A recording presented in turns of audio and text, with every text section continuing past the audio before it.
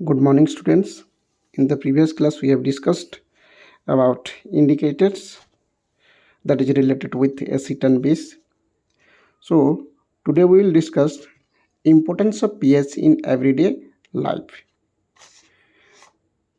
Everyday life में pH का क्या इम्पोर्टेंस है हमारे बॉडी के अंदर वो देखेंगे.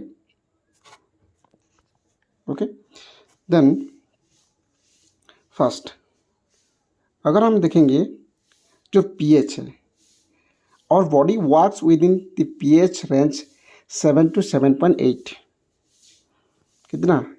First one we have seen that human body works in a narrow range of pH 7 to 7.8. जैसे कि आपका जो ब्लड का जो पीएच है वो भी कितना है 7.4 है. तो पीएच अगर कम भी होता है तो तब भी प्रॉब्लम है, अगर पीएच ज़्यादा होता है तब भी प्रॉब्लम होता है. तो क्या है, our body works within the pH range 7 to 7.8 और इसके अंदर आता है 7.4 जो कि किसका है, ब्लड का पीएच है. Okay, then living organisms can survive only in a narrow range of pH change.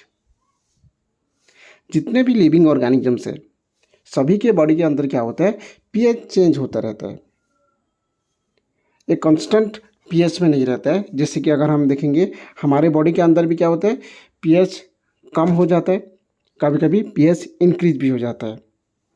अगर पीएच 7 to 7.8 के अंदर रहता है तो वो ठीक है, लेकिन क्या है, living organisms can survive only in a narrow range of pH change. Narrow range एक स्पेसिफिक रेंज के अंदर वहाँ पे क्या आता है रहता है, तब वहाँ पे कुछ बॉडी को कुछ प्रॉब्लम नहीं होता है.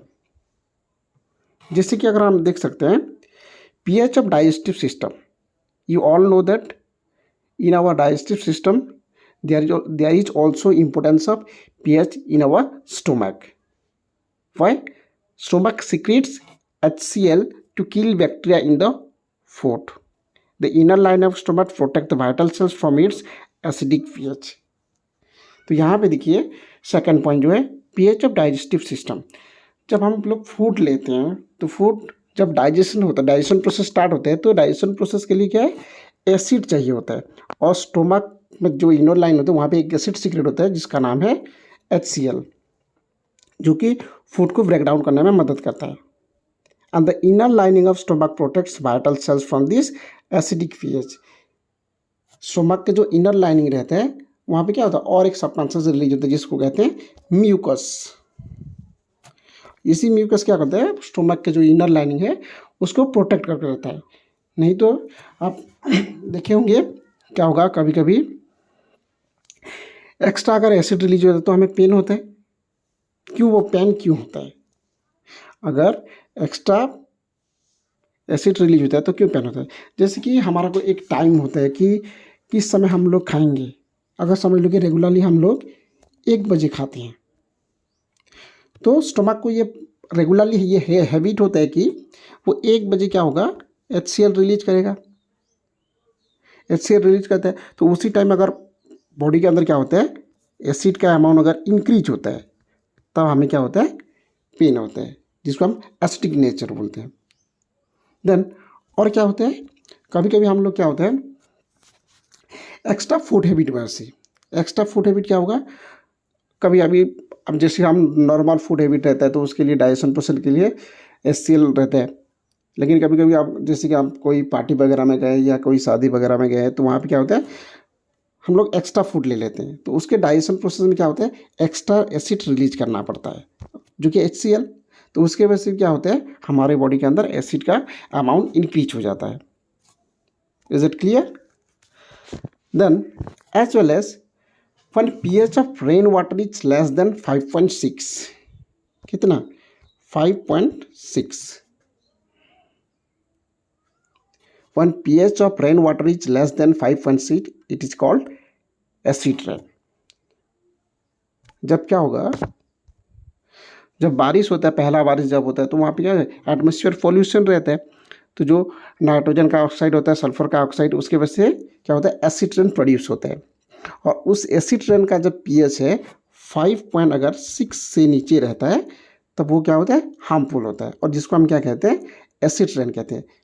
तो उसकी वजह से क्या होता है, जैसे कि अगर एसिड रेन नीचे और अर्थ सरफेस में आ जाता है तो वहाँ पे क्या होगा, जो लिविंग ऑर्गेनिजम्स को भी प्रॉब्लम होता है, उसके साथ साथ जो डिफरेंट इंपॉर्टेंस मैन्यूमेंट्स हैं उसको भी प्रॉब्लम होता है, क्रॉप्स डैमेज हो जाते हैं, तो ये बहुत सारे प्रॉब्लम होते हैं। Next we move to pH and tooth decay. Lower pH because of sour food and sweet food can cause tooth decay.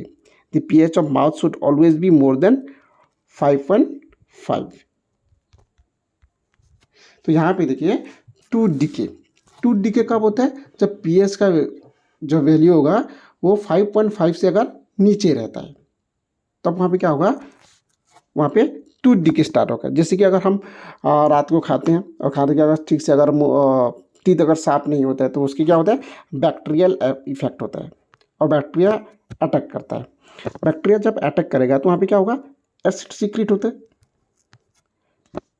Okay, acid secret होगा और उसी एसिड के बैक्टीरिया के एक्शन की वजह से वहाँ पे ज़्यादा से ज़्यादा क्या होता है, एसिड सीक्रेट होता है। और उसी एसिड का पीएच अगर 5.5 से अगर नीचे हो जाता है तब वहाँ पे टूथ डिके होने लगता है। And you all know that tooth के ऊपर क्या होता है, अगर ये समझ लीजिए टूथ है तो इसके ऊपर एक कवर लेता है जिसका नाम क्या होता है, एनामल कहते हैं। This is the hardest substance in our body. और ये किस चीज़ से बना हुआ होता है, कैल्शियम फॉस्फेट से बना हुआ होता है, कैल्शियम फॉस्फेट से बना हुआ होता है। इसी हार्डेस्ट सब्सटेंस क्या होगा, एसिड के एक्शन की वजह से धीरे धीरे ये डिके होने लगता है। और ये क्यों हो रहा है, बिकॉज ऑफ एसिड एक्शन और bacterial action. Okay, then pH in digestion ये हो गया। Then pH as self-defense mechanism in plants and animals. Certain animals like bee and plants like nettle secrete highly acidic substances for self-defense. जैसे कि हमें पता है कोई चींटी वगैरह या कोई जो बी होता है हमें काट लेता है तो हमें दर्द होता है। वहाँ पे जो दर्द होने का कारण ये है कि वहाँ के जब वहाँ पे वो बाइट करता है तो बाइट करने के टाइम वहाँ पे क्या होता है, एक एसिड सीक्रेट होता है जो कि उनके सेल्फ डिफेंस में हेल्प करता है, जो कि मिथेनोइक एसिड होता है। क्या कहते हैं उसको, अगर हम देखेंगे एक तो मिथेनोइक एसिड होता है और दूसरा होता है formic acid. Formic acid secrete होता है। Is that clear? Then abnormal food acid हो गया। तो जब एब्नॉर्मल फूड एसिड के वजह से वहाँ पे एसिड इंक्रीज हो जाता है तो हम लोग उसके राहत के लिए क्या करते हैं, डिफरेंट एंटासिड लेते हैं। जैसे कि एसिड से राहत मिलने के लिए हम लोग एंटासिड लेना पड़ेगा। एंटासिड क्या है, जैसे कि सबसे मेन जो माइल्ड बेस होता है, माइल्ड बेस कौन सा, हमारा जो मिल्क ऑफ मैग्नीशिया होता है, milk of magnesia, that is MgOH2। Okay, then we move to salt.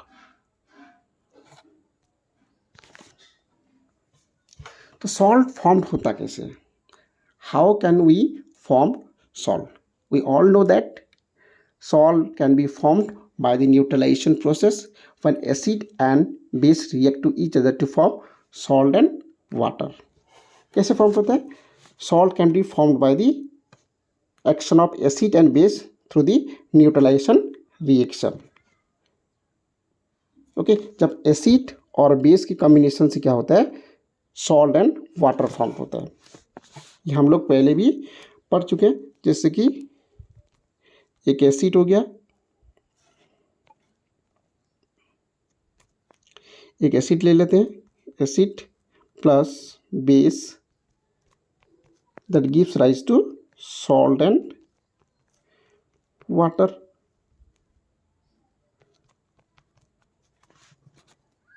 Okay, then इसका अगर केमिकल रिएक्शन हम लेंगे, केमिकल रिएक्शन क्या है, अब लिख सकते हैं एक एसिड जैसे कि HCl plus NaOH that gives rise to NaCl जो कि एक सॉल्ट है, प्लस वाटर H2O।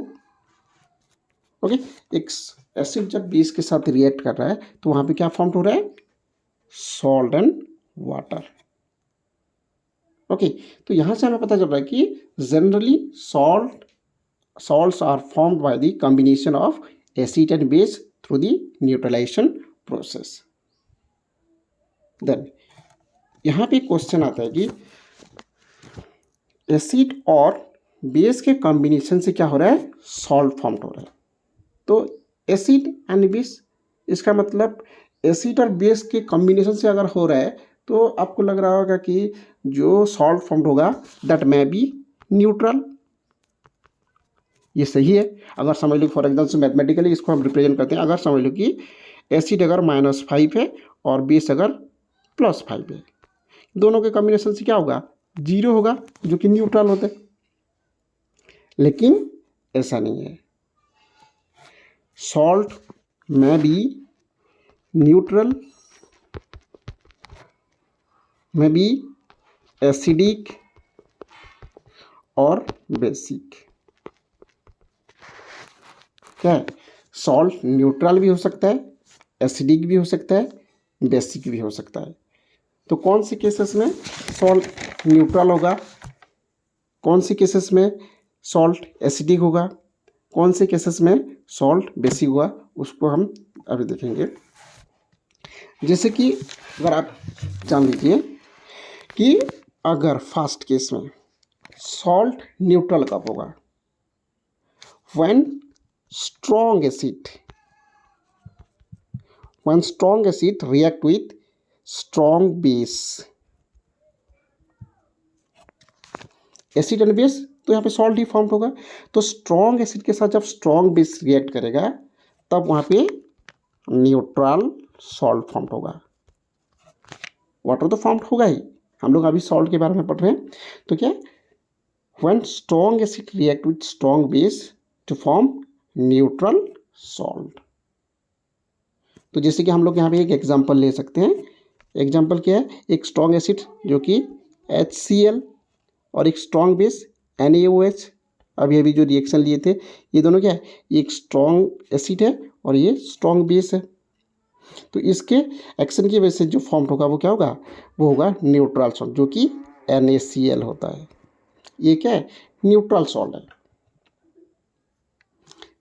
नेक्स्ट पे आते हैं, कौन सा, सेकंड वाला, कि एसिडिक सॉल्ट का फॉर्म होगा।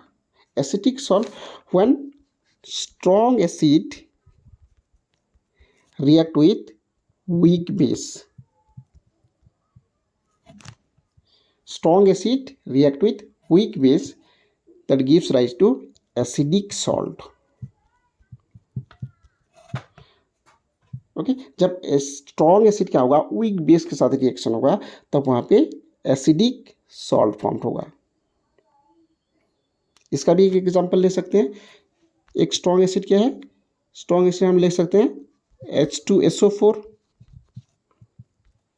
और एक वीक बेस कौन सा है, जो माइल्ड बेस जिसको बोलते हैं MgOH2, मैग्नीशियम हाइड्रोक्साइड।